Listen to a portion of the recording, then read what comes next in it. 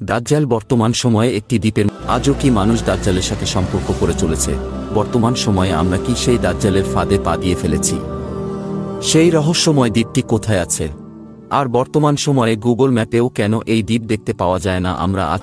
সে বলল, আমি দাজ্জালের গোয়েন্দা, তোমরা ওই গির্জাতে চলো, সেখানে এক ব্যক্তি তোমাদের জন্য অনেক দিন ধরে অপেক্ষা করছে এবং অধীর আগ্রহে বসে আছে। আমরা তার কথা মতো সেই গির্জাতে গেলাম, কিন্তু সেখানে গিয়ে দেখতে পেলাম একটি ভয়ানক দানবরূপী ব্যক্তিকে। এর আগে তার মতো এমন দৈত্য আকৃতির মানুষকে আমরা আর কখনো দেখি নাই। তার হাত গর্দানের সঙ্গে এবং তার পা হাঁটু থেকে নিয়ে পায়ের পাতা পর্যন্ত লোহার শিকল দিয়ে খুবই মজবুত করে বাঁধা ছিল। আমি তাকে বললাম, তোর সর্বনাশ হোক। সে বলল, এতক্ষণে তো তোমরা আমার সম্পর্কে জেনে গিয়েছ, এবার তোমরা বলো তোমাদের পরিচয় কি?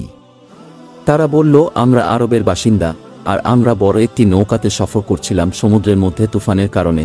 সেখানে দীর্ঘ 1 মাস পর্যন্ত আটক ছিলাম। এরপর আমরা এই কাছে পৌঁছে আসলাম। তখন দাজ্জাল বলল, আমাকে এটি বলো, বাইসানের খেজুর গাছে এখনো কি ফল ধরে? তখন তারা জবাবে বলল, হ্যাঁ, গাছগুলো খুব ভালো ফলন দেয়।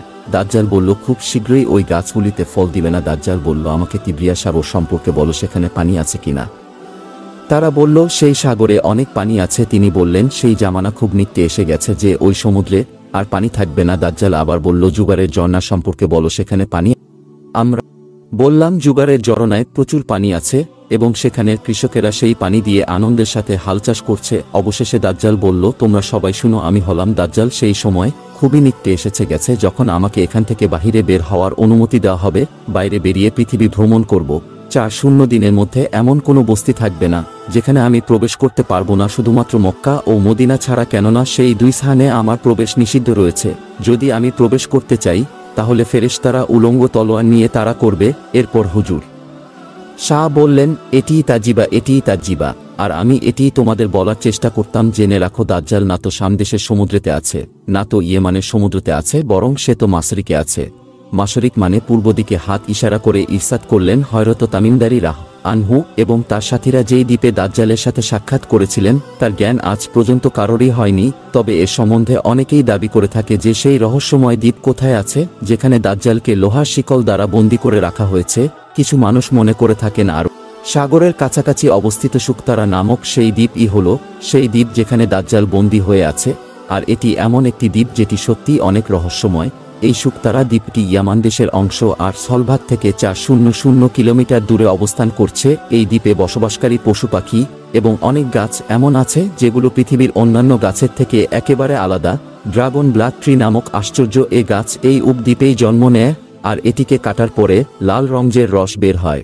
দেখে একজন সাধারণ মানুষের কাছে মনে হবে গাছ থেকে রক্ত বের হচ্ছে। এছাড়াও এই দ্বীপে আশ্চর্য করে দেওয়ার মতো 700 প্রকারের গাছ এবং মাকলুকাত রয়েছে।